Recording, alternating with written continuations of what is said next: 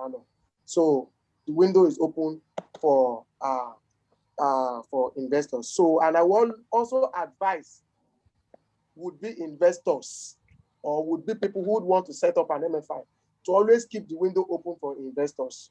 You have, when you have investors, you have enough monies available in your custody to play with. And that would make you not to be in an unnecessary, tension. Because once people get to know you, your demand, their demand will keep increasing.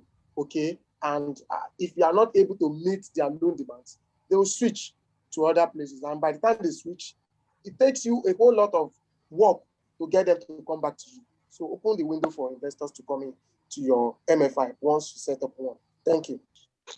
Thank you very much, sir. Thank you. Thank you very much, Stanley. That was very, very wonderful.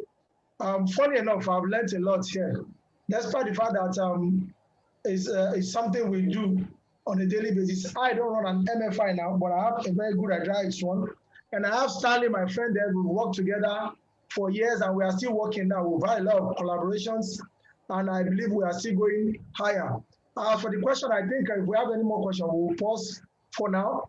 Olumide Giwa just started me. He's still driving and they are almost where they are going. So he might join us. This slide is not meant for Olumide to come out. This particular part 2 slide is not meant for Olumide to come and be reading. It's just to give us insights into where to go to and how you are going to get them. While we wait for him, I'll use the opportunity to introduce Mr. Stephen G. Babalacho. He's an MD of a microfinance.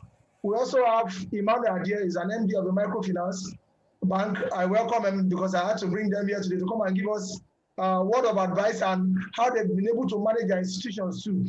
Don't worry, you are all going to get the slide. The part 2 is more of reading to know where you want to go to. I'm just going to run down the topics, requirements for lending money. Even if you go online, you get most of these things there. The stages, the phase 1, the phase 2, the process. So I will send it to you, you read. Without wasting more time, because we still have a part 3, I want to introduce Mr. Stephen G. Babalacho to come and give us his knowledge of experience before we go into the last part of this training. Thank you. Thank you, Mr. Henry, and good afternoon, everybody. Good afternoon, sir. I hope you're hearing me. Good afternoon, sir. Yes, sir, we can hear you. Okay, I want to appreciate Mr. Obi. It's a wonderful presentation. Hello? Yes, sir, we can hear you, sir. Most of them are mute. Virtually everybody's mute. Yes, thank you, sir. Thank you, sir. Thank you, sir.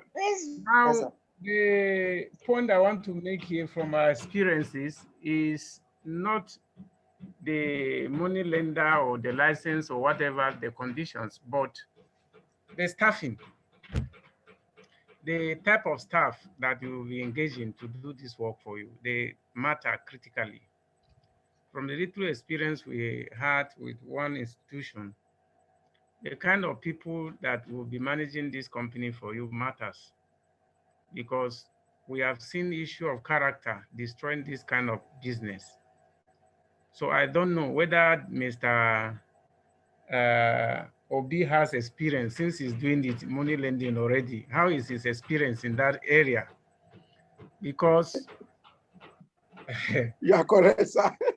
Yes, You can see I'm laughing. I have a major issue, sir. I have a cooperative, and I know what I went through 3 years ago with my staff. It wasn't funny, though. The whole thing was because maybe I was not physically there all the time because I'm managing another business. But what are the mitigations or the mitigants, the things you put in place to ensure that your staff are not bringing you down in this money lending business, since many things are involved? Secondly, I want to also comment on the issue of location of the business. Mr. Obi has dealt with so many issues that can help anybody that is going into this business. But I want to also say that your location matters. And clearly from the beginning, what you will out to achieve also matters. We may have 1,000 money lenders, but with different vision and mission. If your mission and vision is very clear and you are ready to execute them, I think you will go far. some of the challenges we are seeing in the industry, people are in haste to make money.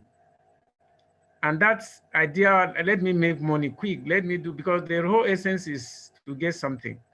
But not minding how you do it matters. So the way and manner you operate matters in this kind of business, knowing that what we're handling is money, whether it's electronically, whether it's physically, you know how people try to manipulate systems.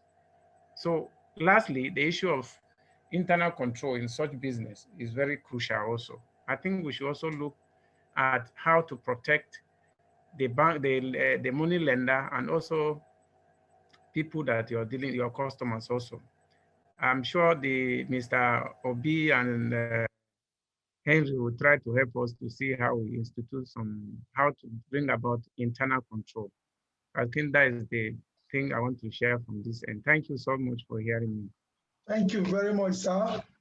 Really appreciate your input. That one alone, sir.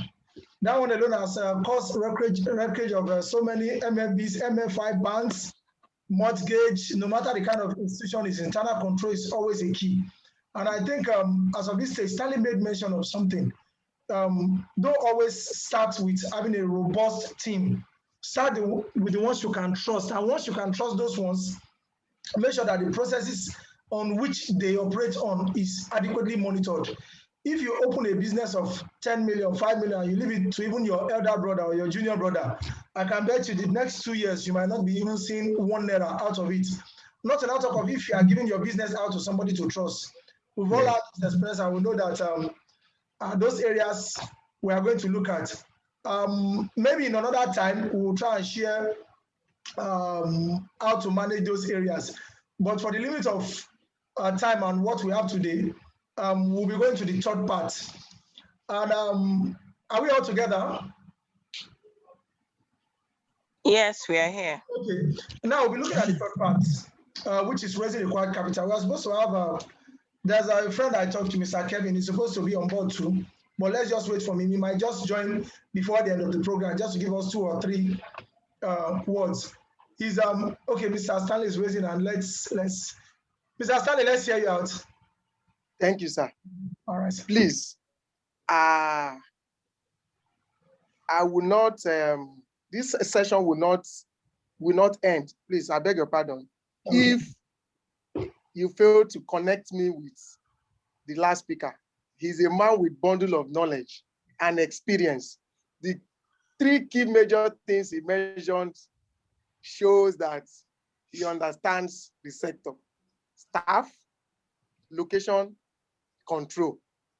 Please, Mr. Henry. Yes, sir. I will be glad if you can connect me with this man with bundle of knowledge. Thank you. I'll personally send his number. He's my father in the industry. So he's automatically your father too, henceforth. Thank you very much. Thank you. You're welcome. Mr. Stephen, hope you have heard. You have gathered one extra. I've heard. So you have an extra son now. Oh, Allah. God will help us. Amen, sir. Thank you, sir. All right, sir. Okay, we talked of the part 2, raising required capital, and I'm not going to talk much. I'll just go into the slides, the ones we can read, fine. The one we can't read, we'll go into it. Now, I wrote an article recently, and I'm focusing on how to lend money, how to start a business of an MFI business. And one thing somebody asked me was, what is an MFI? What is a microfinance bank? I was a little bit bewildered. I was like, oh, don't you know? You are supposed to know. But the funniest thing is, everybody doesn't know everything. So I had to explain, okay, an MFI is this, a microfinance bank is this. Now, Stanley broke it down. There are 5 basic areas in a microfinance operation, but there's one particularly that an MFI does, which is to grant only credit. So whatever it is you do, try not to go above what you are required to do in an MFI. We talked of savings, you can't accept savings.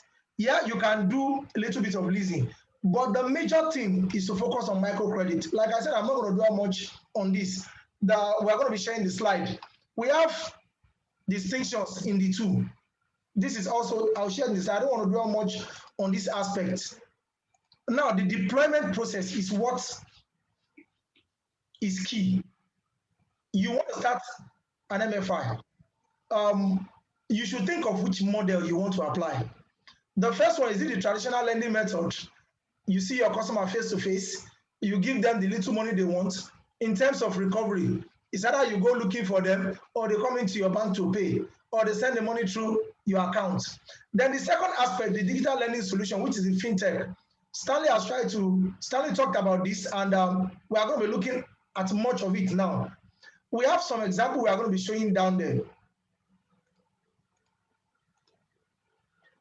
Who would have thought that Kia and Quick Pay uses mobile lending license to operate? We all know Kia. We all know Quick Pay. And we have so many of them. I had to do extensive research to know that they are not pure microfinance. Now, because of CBN policy on deposit mobilization, majority of the fintechs are buying over MFB licenses. That's why you have to see. That's why you are seeing a surge in MFB license requirements for purchase. Now, for those that actually want to start, and I think this answers Uzwamaka's question. Is Uzwamaka with us? Yes, I'm here. Yeah, good. Now, I'm here. Now, if you are going to be starting on a mobile lending basis, you have to get the fintech requirements. You have to get web developers that will build these softwares for you. It costs some money, but if you really want to go into it, you can go to CC Hub, Yaba. You will get cheap developers that can do this thing for you, and the prices are not as compared to that which you can get from the professionals outside. What do these people do? They started in the normal conventional way. Then they started looking for how to update. There's a question in the chats, in the question box here. I'm trying to read the question out. Just a minute, please. That question focused on how do I use remitter? Sorry, who asked that question? Can the person? I'm trying to look for the question. Somebody asked, can I use remitter to collect my loans? Yes, you can use remitter. Even as a normal conventional MFI, you can register with remitter. The good thing about remitter now is remitter has some flaws before. If you are supposed to collect maybe a 61,000 as loan repayment, the least that will happen is if you don't have a 61,000, you have a 60,000, remitter, you won't be able to deduct money from remitter. But there are some other product remitters that even if it's one that the customer has in the account, remitter can pull it. Which means even as a mobile money lender or an MFI, you can use the service of fintech.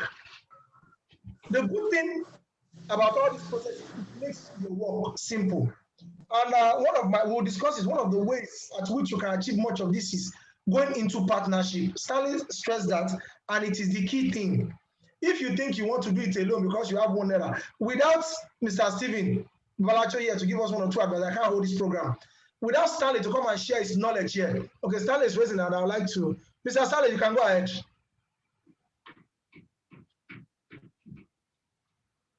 Mr. Stanley. No, that was done in error. Okay. Ahead, please. Okay. So if you are going to do anything and you feel, oh, you cannot do it because of finance, look for 2 or 3 people that have the zeal. This is a good platform. First of all, the first thing you do is look at Mr. Stanley is into this industry. Can I partner with him? Uzwamaka is asking 1 or 2 questions relating to this field. Can I partner with him? So this is a very good avenue to first of all pitch. We advertise this program. I have so many people still chatting me now that as the program started, you know, and the funny thing is they are not here. You're very correct. You are taking your time to be here because you want to learn, you want to know what or how to go about what you want to do. So the digital lending model has its own flaws, has its own benefits too. I'm not going to dwell much on it, but there's data protection on digital lending platform in Nigeria, in Lagos. Whether you are a tier 1 MFB, tier 1 or tier 2, if you are a state MFB, if you're a national MFB, if you're a money lender and you are operating as a digital lender, you have a very good advantage, even if the capital base is 1 naira. Reason, you have the ability to reach everybody in Nigeria, even and beyond. And while doing this, presently, there's no limitation to what you can do as a money lender using fintech to operate. The simple law is just try and make sure that you don't divulge customers' information, which you know that is not what is happening now. If your brother accepts a loan from maybe fair money, the next thing I don't know if you have experienced it, you see somebody calling to tell you that so person is owing. You didn't give them their data. You never stand as guarantee for them. But they got all those information through all this data that have been collected, contact information, call logs, all the people you have called, SMS log, even they go as much as into your Facebook contact list. These are the data that you have access to while using digital lending platform. And there are so many APIs that you can use. Are we together? Now, when it comes to use of data information, we are here. The regulatory authority will always tell you, don't do this with information, don't do this with information, but that is not the case because we have so much of our information out there that's not being regulated. The industry, the digital lending industry right now is not being regulated. That is why fintech operators are just all over the place looking for MFB license. I can bet you the next 2-3 years, the federal government is going to be doing something about this. So if you are thinking of starting a business now, this is the very best of time to start it. I'm going to move. I said something like this. There's currently no specific lending on digital lending in Nigeria. I made mention of this, which means it's a plus for you now. If I have money now, I don't think I'll set up a microfinance bank.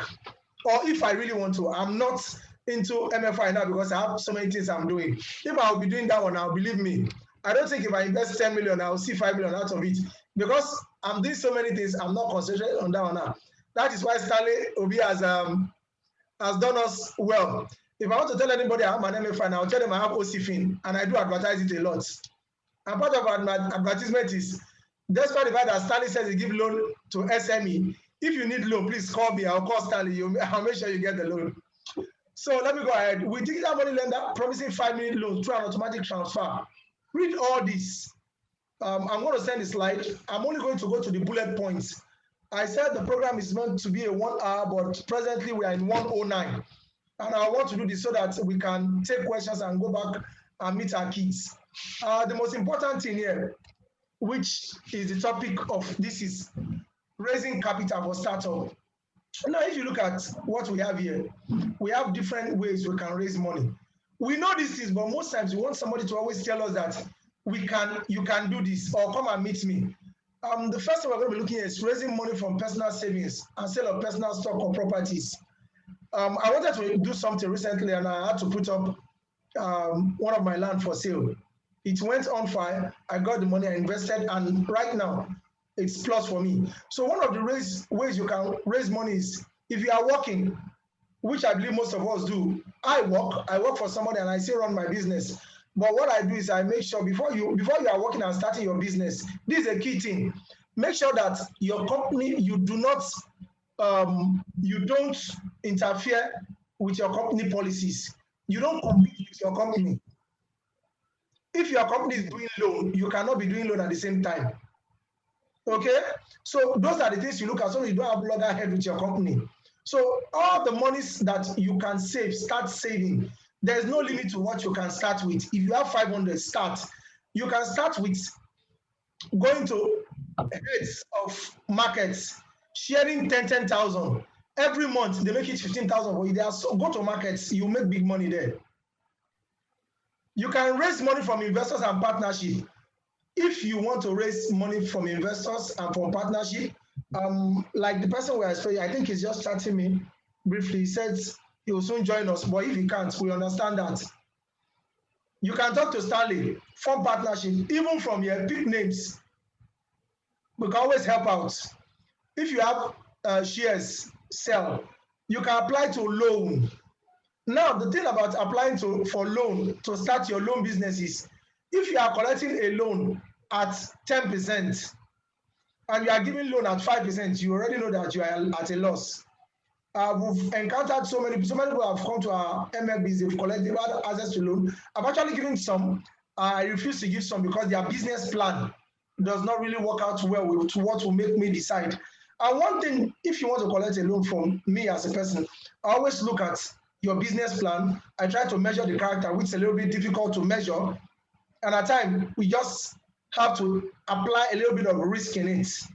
Okay. Now, another thing you can do is to pitch your business ideas.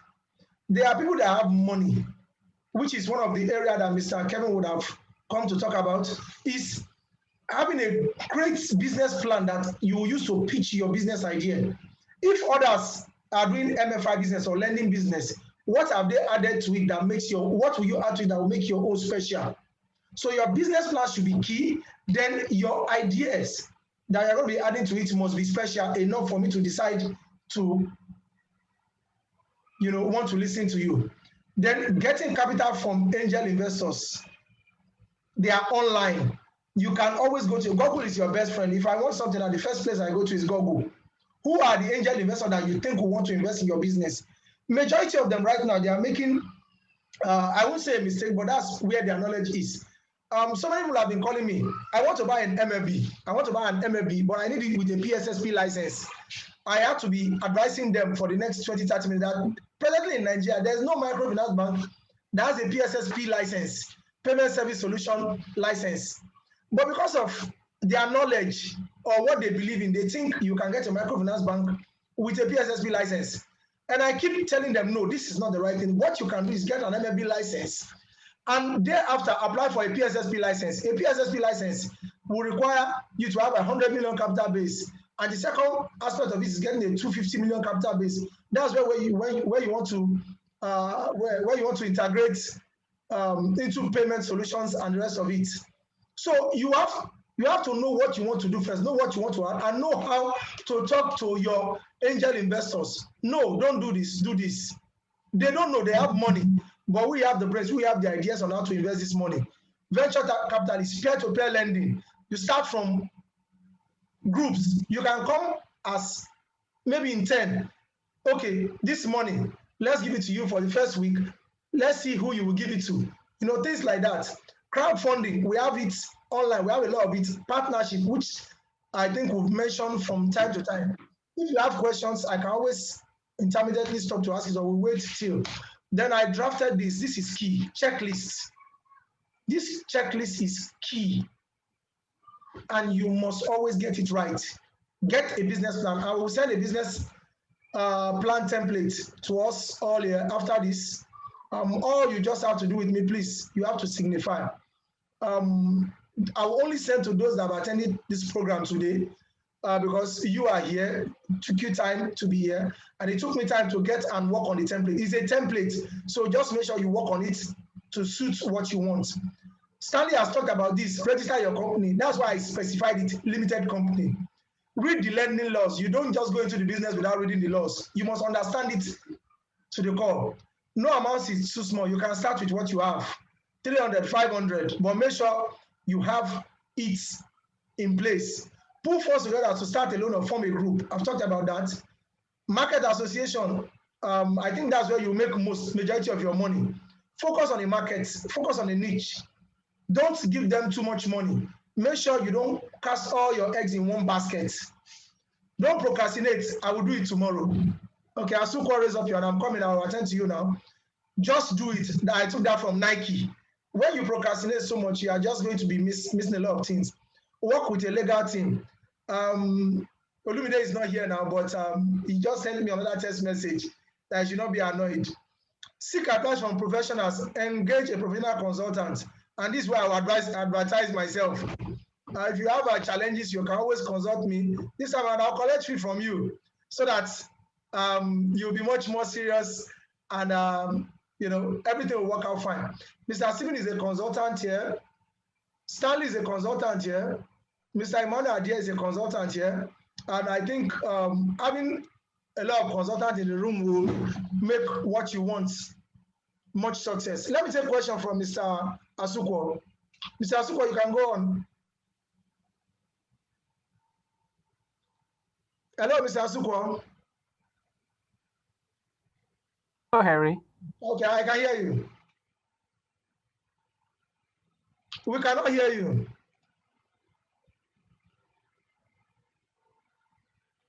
I think his network is having issue. Mr. Asukwo, if you can't hear me, you can type your question. I'm trying to read the question, sorry.